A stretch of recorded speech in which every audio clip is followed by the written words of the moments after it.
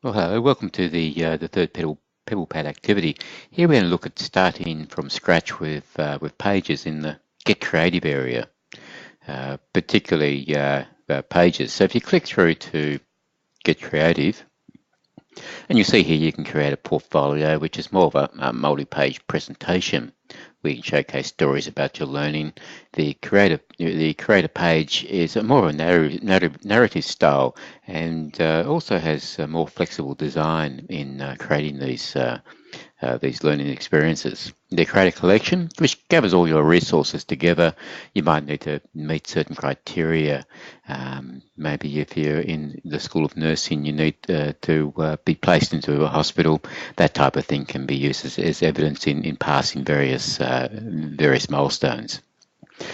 Creator Log is similar to perhaps the blogs, but they contain records of time spent on development activities, and the blog posts, they're typically done in time order, in your reflections and your news stories that you can put up there. So let's look at creating a page. So go into click Create a Page, and it comes up with the template. Click on if you look here at the Help button, click on the Help button, and it shows you the animations. It shows you how to build the page. So adding content is done by either dragging from the block up here, or just clicking the Add Content button. So that's something to have a look at, perhaps on your own time when you're creating your own pages.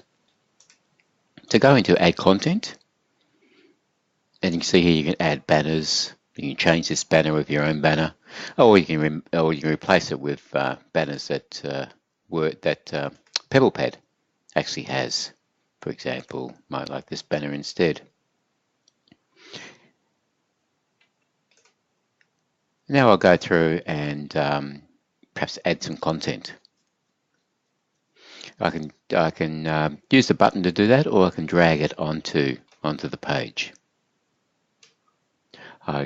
If I wanted to upload an image or add an image in here, I would have to take it from the asset store. You might recall from the first video we uploaded some images. My signature, a picture of a startled cat. So I put that in there. Don't forget to save. When you click save, it asks you for a title for your page. So I might put an appropriate title in there. This might be my personal reflections.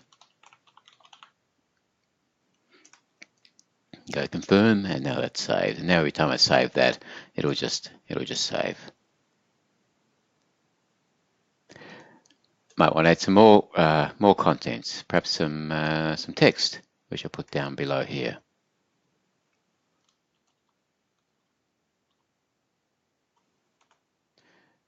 Start personal reflections.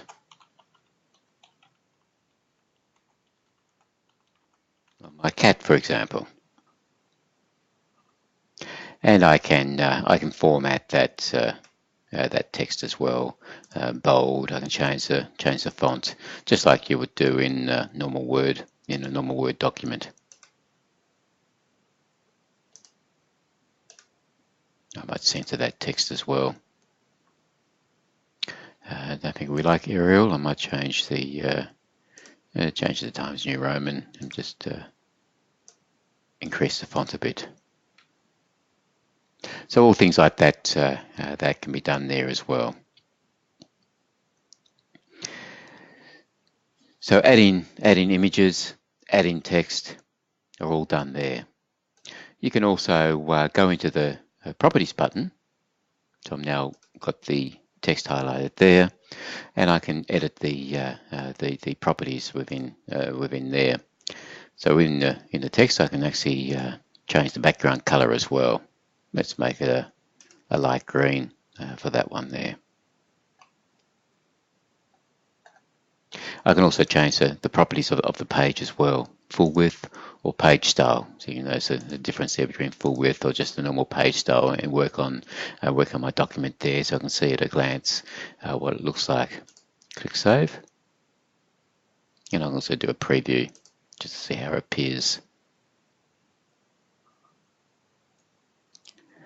And back to edit this asset to keep editing my reflections.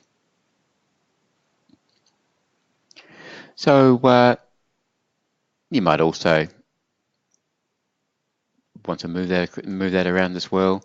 You might want to add URLs to other websites, which can be done as well. So you can link that through to either other assets or to outside websites.